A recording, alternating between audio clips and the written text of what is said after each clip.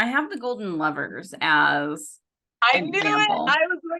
I thought that was your transition. Like I Mhm. almost interrupted you to be like, I think I know where this is going. Yeah, 100% Golden Lovers. And I love that they have kept it, no one knows, right? Like there's to this day so much speculation. Sure.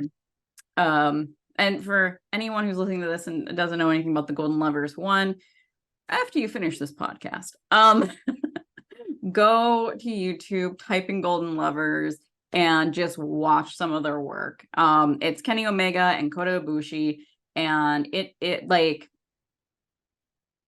how long has this been going on? Like a decade at least. It's got to be more like 15 years, right?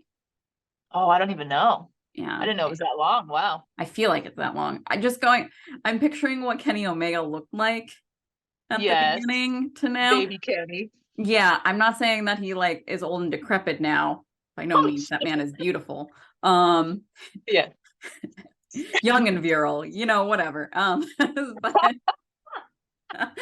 um, but like, yeah, he was very much so baby Kenny Omega at that point. But it's something that is still like it was just brought up on Dynamite, I think it was last week, about they're gonna strike. Don Callis is going to strike at the heart of Kenny Omega, and it is Kota Ibushi. And just this, wow.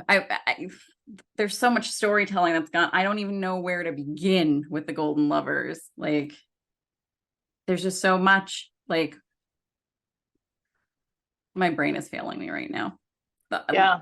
Even when they kind of like split and Kenny went with the Bullet Club, it was still this thing of like he wasn't okay with, attacking Ibushi or anything like that. So it's fantastic storytelling that has spanned companies. Yep. Absolutely. I'm guessing you have something that you would like to add to the Golden Lovers bit. No, I mean, I like a little bit of mystery in my storytelling, and I love that it kind of has implied things, but also, it kind of makes you stop and go, wait, am I reading too much into this? I really appreciate that about it, and I love how progressive and ahead of its time it really is. And it's progressive and ahead of its time, but it's long overdue at the same time. It's really cool. And I think that like even just spotlighting like a male friendship, for example, in that way is really beautiful. And like it touched like on the intimacies of caring about another man in that way that Mm-hmm. I think people in wrestling, like we haven't seen to that extent, in my opinion. I just thought it was really beautiful. They are pretty much so the only example of that I'm aware of. Yeah. The Other only than like positive example. Yeah, other than like surface level stuff, like right, you think of like DX, where they're like brothers united, right? Because they've been doing the same thing, they've been in the same business, same industry for so long. And I think as they've aged, we've seen them be a little bit more emotional.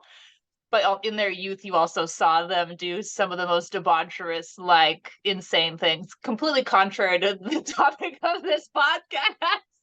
Yeah. Um, but I digress to say that it's a different representation of friendship, but not on the same level of depth that I see with the Golden Lovers. Yes. I was thinking of Billy and Chuck.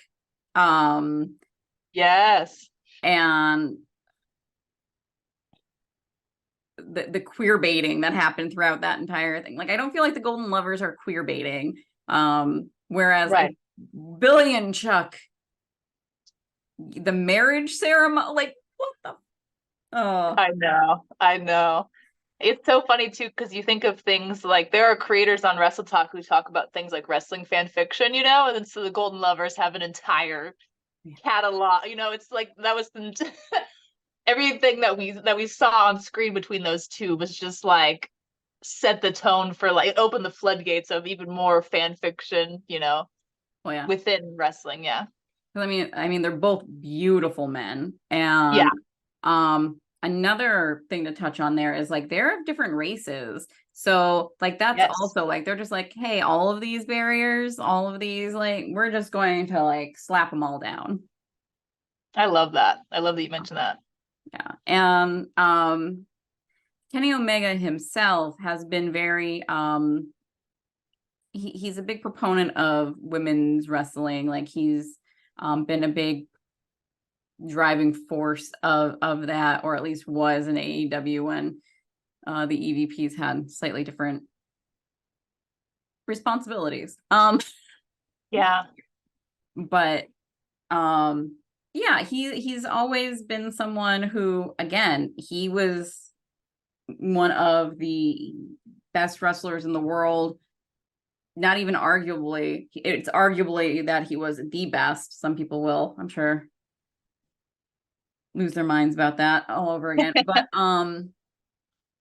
and to have someone who was doing the goal, like the Golden Lovers angle, I think at that time, and then also I don't even want to say angle because it doesn't feel right saying Golden Lovers angle, but like just a part of that.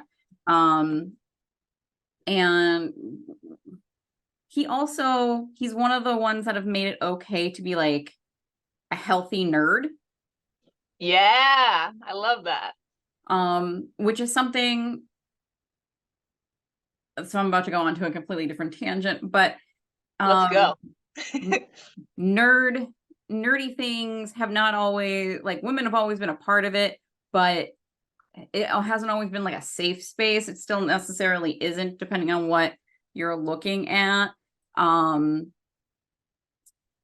it wasn't something that like was thought to be like cool and masculine either. But you have so many people now, like in all companies, who are backstage, like really big into video games and D&D and board game, like whatever. It's become like wrestling is a part of Comic-Con now, like, Yeah. and has been for a long time. And it's a very natural fit. And I kind of see like as nerd culture is progressing, so is wrestling culture. And it's wonderful to see like that there are spaces opening up now for more people of all sorts of identities to talk about their experiences, and there's something for everybody without, and like it's just beautiful. It's just beautiful.